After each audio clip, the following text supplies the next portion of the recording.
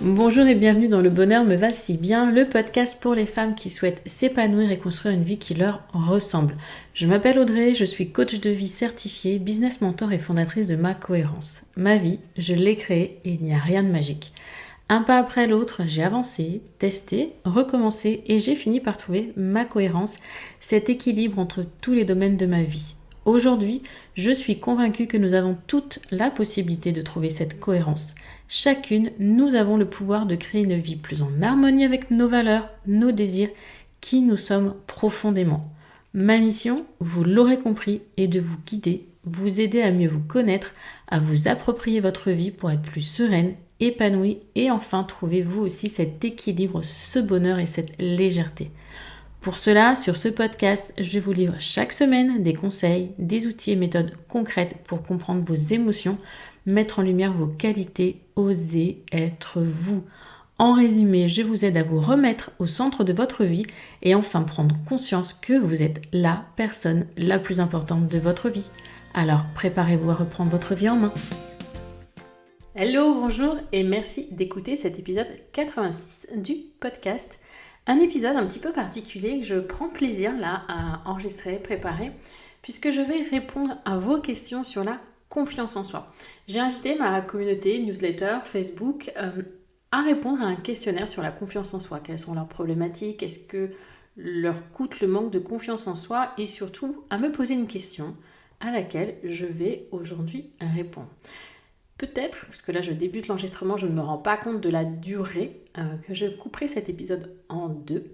Et j'ai en fait regroupé toutes les questions en sous-catégories pour essayer de garder une certaine cohérence et que ça ne parte pas dans tous les sens.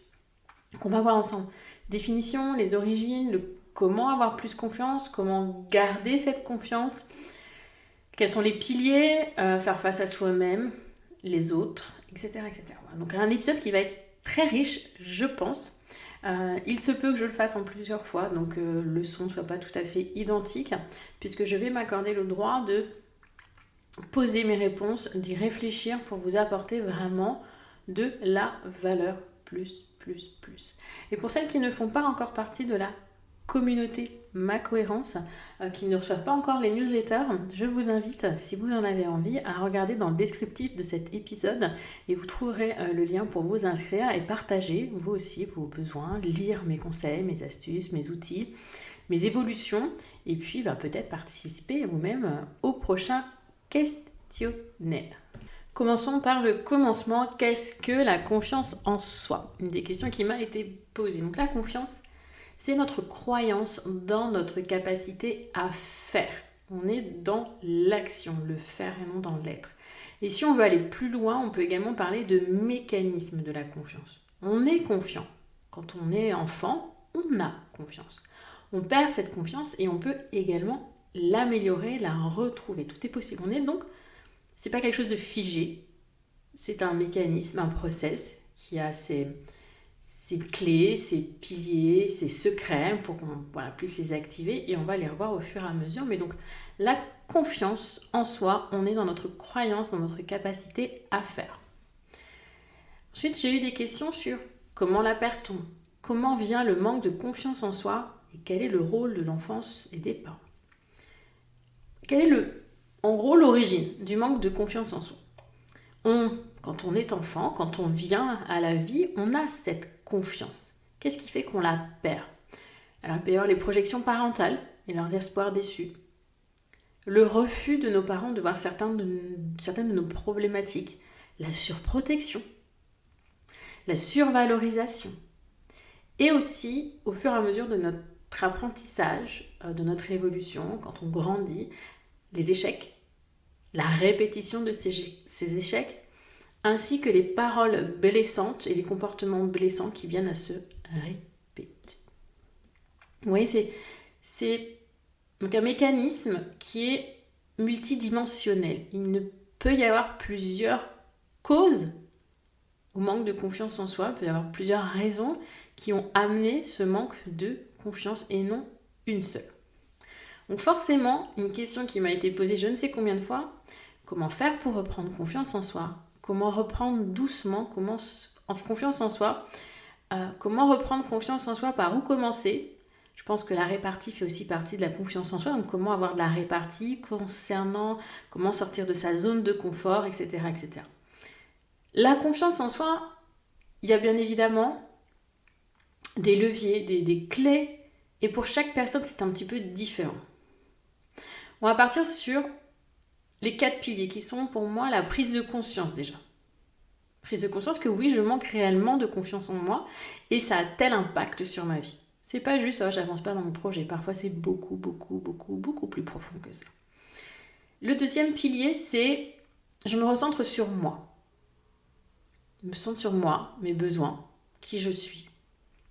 Le troisième, ça va être l'action et faire de ces, vous savez, ces choses dont on se plaint, ces complexes, c'est des objectifs. Transformer, switcher en fait d'un point de vue mental du négatif au positif et du pourquoi au comment.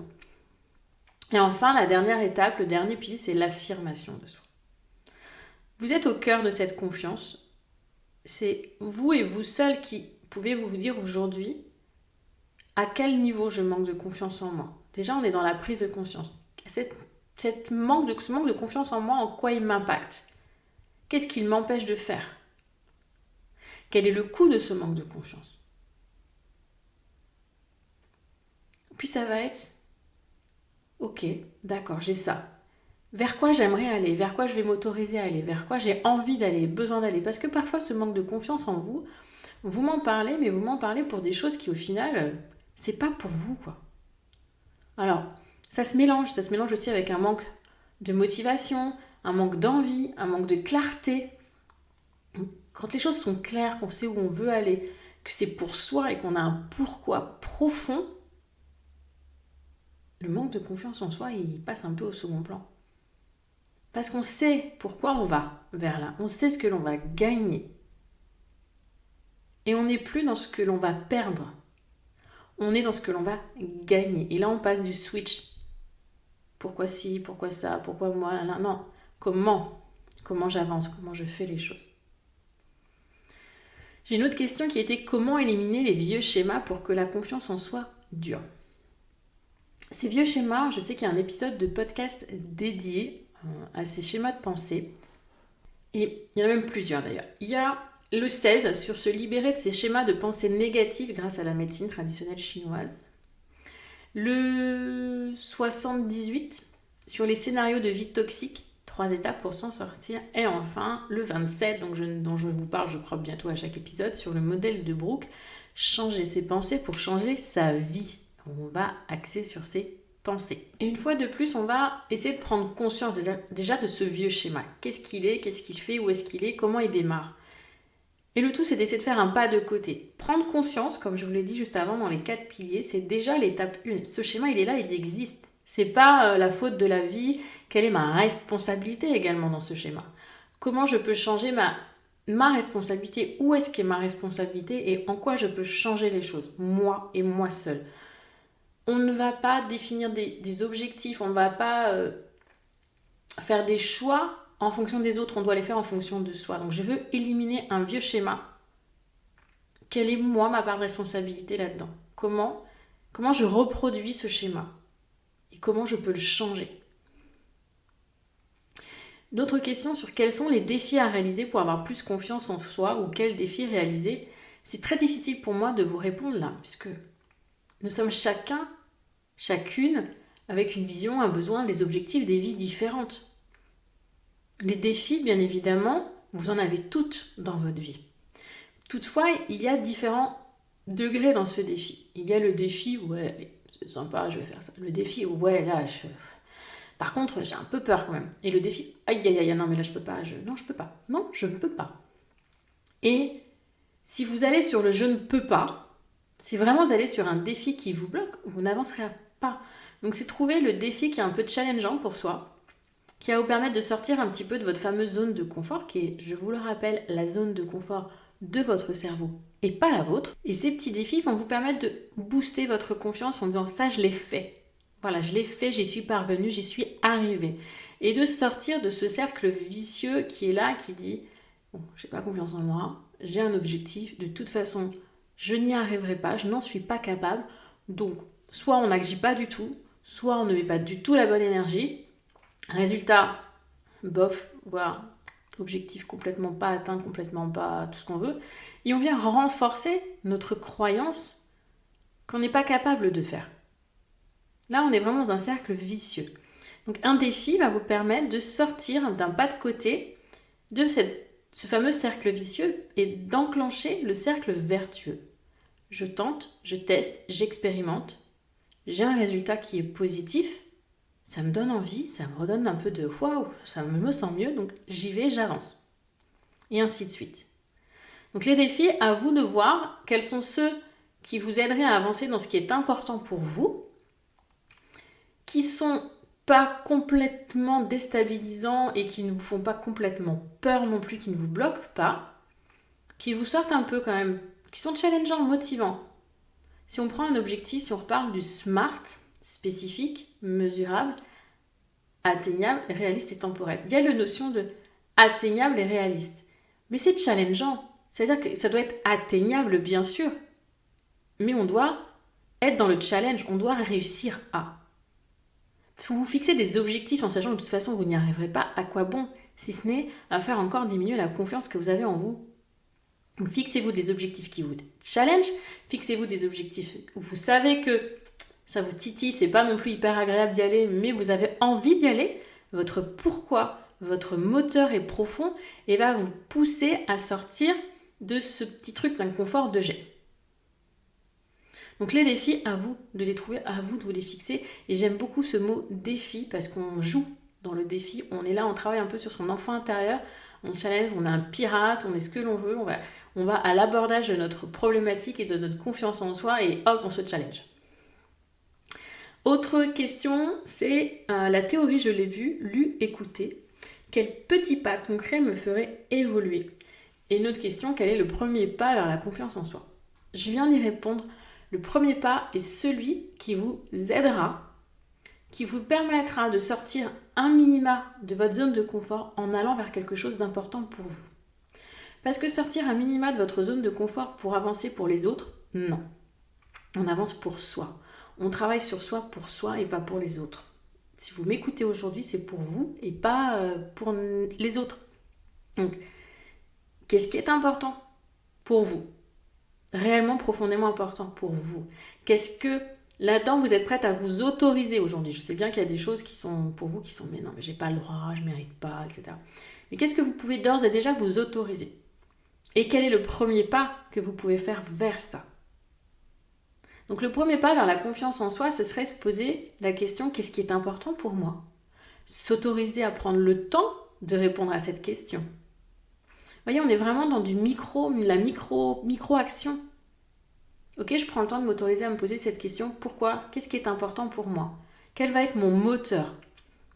Une fois que j'ai défini ça, ok, comment je vais y arriver? Quelles sont les étapes pour les franchir? D'accord, là on prend peur, généralement on est en mode là, les deux pieds sur le frein bien comme il faut parce qu'on a peur, parce qu'on voit des trucs trop grands. Et si on réduisait notre vision? Et si on revenait un peu plus au moment là, aujourd'hui, qu'est-ce qu'aujourd'hui je peux enclencher pour avancer dans la direction de mon objectif qui est hyper loin, que je n'ai pas réalisé demain, mais que je dois avancer. J'ai eu des questions aussi sur quel exercice conseillerez-vous chaque jour de faire pour reprendre un pas à la fois confiance en soi. Tips, petits exercices, minutes pour travailler la confiance en soi dans son quotidien. Comment améliorer ma confiance, des astuces et conseils pratiques. Je viens déjà de vous en donner quand même beaucoup. Vous pouvez ajouter à ça un carnet de réussite. Un carnet dans lequel vous allez noter chaque jour vos victoires, vos réussites, vos petits pas qui vous ont semblé être des montagnes et qui pour les autres ne seront qu'un petit pas de fourmi. Ça me rappelle une discussion qu'on a eue il n'y a pas très longtemps avec les pépites. Où ce qui compte, c'est vous. C'est pas ce que les autres perçoivent de votre avancée, de votre évolution. C'est vous avec vous-même. Si vous jugez que ce pas-là que vous venez de faire, il vous a coûté mais énormément et que vous êtes fiers de ça, soyez-en fiers. Que les autres ne comprennent pas et vous regardent, non mais attends, elle a juste fait ça quoi. Et on s'en moque. Vous, avec vous, vous connaissez la douleur, vous connaissez la sueur, vous connaissez tout ce que ça vous a waouh, écoutez, quoi, quelle difficulté vous avez été à ça. Et c'est ça le plus important. Donc il y a ce petit exercice, effectivement, chaque jour, de se demander quelle a été sa petite victoire, son petit succès du quotidien. Vous pouvez aussi, ça c'était aux créatrices dont j'en ai parlé, faire un apéro célébration. Voilà, quelles ont été mes victoires cette semaine pour booster. Et bien évidemment, au quotidien, de manière hebdomadaire, c'est se fixer des objectifs réalistes, réalisables, challengeants. Je fais un live motivation tous les lundis matins sur la page Facebook Créabujo Ma Cohérence pour justement vous aider à travailler cette notion d'objectif, d'intention. Quand j'ai un objectif que je sais vers lequel je dois aller, ou je choisis d'aller, j'ai envie d'aller, et que j'avance, concrètement, qu'est-ce que ça fait? Ça me fait du bien. Ça recharge mes batteries, ça me nourrit. Et ça me donne confiance. Donc, les bilans réguliers, se dire chaque semaine, chaque mois, ok, qu'est-ce que j'ai fait, comment j'ai avancé, j'ai pas avancé sur ça pour telle raison, on arrête l'autoflagellation, on est bienveillante envers soi-même, indulgente et patiente. Rome ne s'est pas construite en un jour et vous ne changerez pas non plus en un jour. Patience. Là aussi, je me rappelle de pépites et des créatrices. C'est bizarre. C'est cette notion que oui, on est là où on est aujourd'hui et qu'on aimerait être, mais à 10 000 lieues de là, quoi, 10 000 kilomètres. Mais les 10 000 kilomètres, quand on les fait en avion, on les fait pas en 2 minutes. Hein. Ça prend du temps, voilà, etc. Il y a des étapes, etc. Et le temps, vous allez me dire, oui, mais la vie est trop courte, j'ai déjà perdu assez de temps, je suis déjà passée à côté de ma vie. Et ça, j'ai combien de personnes qui me le disent? Et combien de créatrices m'ont déjà dit? Ok, certes, vous avez peut-être la sensation d'être passé à côté de votre vie aujourd'hui. Mais il vous en reste encore beaucoup d'années à vivre. Qu'est-ce que vous voulez en faire de ces années? Est-ce que vous avez envie d'être toujours dans le oui, mais machin, là j'ai vu ça, pourquoi moi, comment si, puis de toute façon j'y arriverai pas, je serai pas capable? Ou est-ce que vous avez envie de tenter ce premier pas et d'aller vers le changement? Projetez-vous plus loin. Un exercice que je fais très souvent faire, c'est la lettre à ses 80 ans. Demandez-vous qu'est-ce que vous aimeriez vous dire à l'aube de vos 80 ans. Si vous aviez un courrier à écrire à vos proches ou à vous-même à 80 ans, qu'est-ce que vous aimeriez que l'on dise de vous à ce moment-là? Qu'est-ce que vous aimeriez dire de vous? Et qu'est-ce que vous pouvez commencer aujourd'hui pour arriver à dire ça de vous à 80 ans? D'accord? Il y a une autre question qui dirait, il y en a tellement de questions que je m'en pose tous les jours, je dirais comment y arriver seul et est-ce possible? Un pas après l'autre, on avance. C'est certain, c'est sûr, oui, on peut. Toutefois, on a nos propres plafonds de verre, on a nos propres blessures, on a nos propres mots, MAUX, on a nos trucs là qui sont là, on sent qu'il y a une résistance. On est notre plus grand obstacle. Donc oui, on peut avancer seul. Mais quand on sent cette résistance, on a besoin d'être accompagné, on a besoin d'être guidé, d'être boosté, poussé, de prendre un coup de pied aux fesses parfois. On a besoin de ça. Seul, oui, on peut avancer un petit pas après l'autre. On va prendre beaucoup, beaucoup plus de temps. Et parfois, il y a cette résistance qu'il est très, très difficile de faire sauter soi-même. Ça peut être un déclic en écoutant l'épisode, en faisant un exercice, en discutant avec d'autres personnes. Mais sincèrement, l'accompagnement, pour moi, me faire aussi accompagner, je vois vraiment le changement. On appelle ça le game changer. On a le avant et il y a le après. Et c'est des fois un coaching, 3 mois, 6 mois, et il y a une évolution qui est concrète. On n'est pas là à se dire oui, mais ouais, ça avance pas, de toute façon. Même si de toute façon, je crois qu'avec un coaching, vous trouvez que ça n'avance pas assez vite, mais mon job à moi, c'est de vous faire prendre conscience du chemin que vous avez parcouru et de vous faire dire waouh, c'est vrai, j'ai fait ça. Ah oui, waouh, j'ai ça en moi, j'ai ces ressources, j'ai ces forces. Je suis belle, je suis lumineuse. J'ai envie, j'en vaux la peine et je m'autorise. Voilà, la réponse pour moi, c'est seul. Oui, accompagné, c'est beaucoup, beaucoup, beaucoup mieux. Une autre question qui était comment conserver la confiance en soi? Eh bien, je l'ai dit un petit peu, c'est avec ces histoires de bilan. De faire des bilans réguliers, de savoir se célébrer ses victoires, célébrer ses petits pas. De continuer à être dans l'action. Parce que le moteur de votre confiance, c'est l'action. La confiance, je vous le rappelle, c'est votre croyance dans votre capacité à faire. Donc faire, on est dans l'action. Mais l'action, on ne vous demande pas de déplacer la montagne. On vous demande de lasser vos chaussures. de faire le premier pas, puis le second, puis le troisième, etc., etc. C'est l'action qui va générer l'énergie et le mouvement.